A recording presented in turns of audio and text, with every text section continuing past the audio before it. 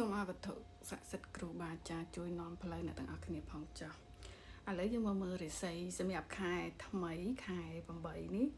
វិលចិត្តដាច់ខែទៀតហើយពិតជាលឿនមែនតើឥឡូវយើងមកមើលរាសីរបស់អ្នកទាំងអស់គ្នានៅក្នុងខែថ្មីដែលតាមមានអ្វីកើតឡើងរាសីទាំងអស់គ្នាសម្រាប់ខែ8គឺចាប់ផ្ដើមមានពន្លឺឡើងវិញហើយ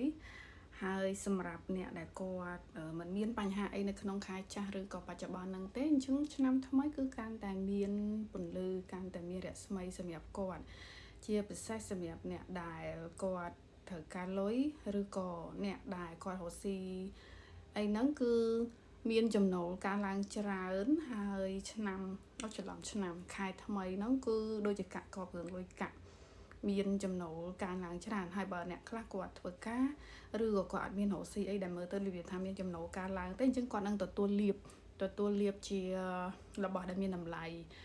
អាចជាគ្រឿងអលង្ការជាមាសជាប្រាក់ជាលុយជាដីឬក៏ជាវត្ថុផ្សេងឡានម៉ូតូអីដែលមានតម្លៃអញ្ចឹងណារាល់បញ្ហានឹងត្រូវបានបញ្ចប់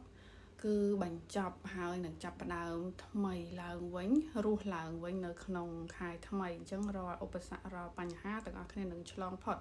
ខែថ្មីគឺជាខែដែលរាសីអ្នកទាំងអស់គ្នាចាប់ផ្ដើមឡើងខ្ពស់មកវិញ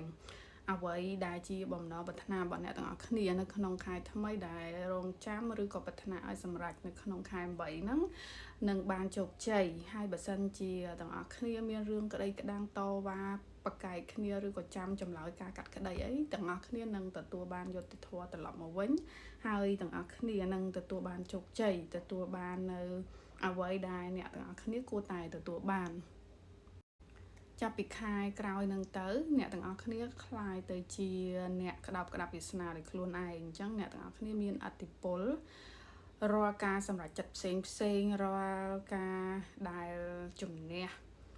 ឬក៏ការដែលពុះពៀឧបសគ្គផ្សេងទាំងអស់គ្នាគឺជាអ្នកកាចកោតគឺជាអ្នកបញ្ជាអញ្ចឹងគ្រប់យ៉ាងគឺស្ថិតនៅលើដៃទាំងអស់គ្នាបំណងប្រាថ្នាដែលអ្នកទាំងអស់គ្នាមានស្រាប់ដែលយើងកំពុងតែធ្វើវាឬក៏តស៊ូមោះមុតដើម្បីវាហ្នឹងនឹងជោគជ័យហើយនៅតែទាំងអស់គ្នាជាអ្នកសម្រេចចិត្តនៅតែទាំងអស់គ្នាជាអ្នករើសយកវាឬក៏មិនរើសយកវាបើទោះជាមានឧបសគ្គធំមានគេហៅថាការរាំងការឈ្នានីសមិនក៏ដោយអ្នកទាំងអស់គ្នានៅតែអាចជំនះវាបានអ្នកទាំងអស់គ្នានៅតែអាចរកឃើញកន្លឹះដែលដើរចេញពីបញ្ហាឬក៏ដោះស្រាយបញ្ហាទាំងអស់ហ្នឹងមិនថាជោគជតារាសីចក្រវាលឬក៏ផ្លូវក្នុងឬក៏ការជឿជាក់លើខ្លួនឯងទាំងអស់គ្នាសុទ្ធតែមានអ្នកការពារអញ្ចឹងអ្នកដែលគាត់អាចមើលបៀដល់វគ្គនេះគឺបានន័យថាគាត់ជឿនៅលើជំនឿដែរមិនអត់ទេអញ្ចឹងទាំងផ្លូវទាំងផ្លូវក្នុងឬក៏ផ្លូវក្រៅរបស់អ្នកទាំងអស់គ្នាសុទ្ធតែមានអ្នកថែរក្សាការពារទាំងអស់ហើយមួយទៀតចំណុចពិសេសរបស់អ្នកទាំងអស់គ្នាគឺអ្នកទាំងអស់គ្នាគឺជាមនុស្សដែលជឿជាក់លើខ្លួនឯងជាមនុស្សដែលស្រស់ស្អាតសង្ហាហើយជាមនុស្សម្នាក់ដែលមានមន្តស្នេហ៍ដូចគ្នាជាមនុស្សម្នាក់ដែលតាក់ទាញមនុស្សជុំវិញឲ្យមកនៅក្បែរហើយមនុស្សជុំវិញហ្នឹងគឺចូលចិត្តនៅក្បែរយើងហើយយើងក៏ជាមនុស្សម្នាក់ដែលមានប្រាក់ចំណូល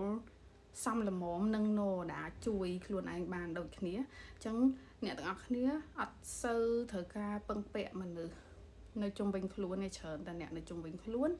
មកពឹងពាក់យើងវិញអញ្ចឹងកន្លែងនេះអ្នកទាំងអស់គ្នាគួរតែប្រយ័ត្នប្រយែងដែរពីព្រោះអ្នកដែលចូលមកក្បែរយើងហ្នឹងមានទាំងល្អនិងមានទាំងមិនល្អអញ្ចឹងចូលអ្នកទាំងអស់គ្នាប្រើនៅបញ្ញាញាណភាពឆ្លាតវៃអ្នកទាំងអស់គ្នាដើម្បីបែងចែកអ្នកទាំងអស់ដែលចូលមកក្នុងជីវិតរបស់អ្នកទាំងអស់គ្នានឹងថាតើអ្នកណាមកល្អនិងអ្នកណាមកអាក្រក់អ្នកទាំងអស់គ្នាមានបញ្ញាគ្រប់គ្រាន់ដែលអាចបែងចែកបានថាតើអ្នកណាចូលមករកយើងដើម្បីផលប្រយោជន៍ហើយអ្នកណាដែលចូលមកដោយសារគាត់ស្រឡាញ់និងមានបំណងល្អរបស់យើងចំពោះយើងត្បិតថានៅពេលដែលមានមនុស្សចូលមកវាអាចថាមានមនុស្សខ្លះអាក្រក់ប៉ុន្តែយើងមានអ្នកថែរក្សាការពារអញ្ចឹងយ៉ាងណាក៏មានគ្រូបាអាចារ្យឬក៏អ្នកដែលយើងគោរពអីហ្នឹងជាដូនជាតាហ្នឹងក៏ជួយការពារយើងខ្លះដែរតែយ៉ាងណាក៏យើងត្រូវតែប្រើបញ្ញាស្មារតីរបស់យើងដូចគ្នាដើម្បីការពារខ្លួនឯងដែរ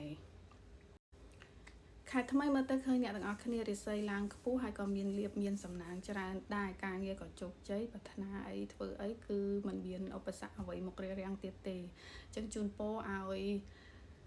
រាសីទាំងអស់គ្នាទទួលបាននៅលៀបសំណាងទទួលបាននៅជោគជ័យគ្រប់គ្នា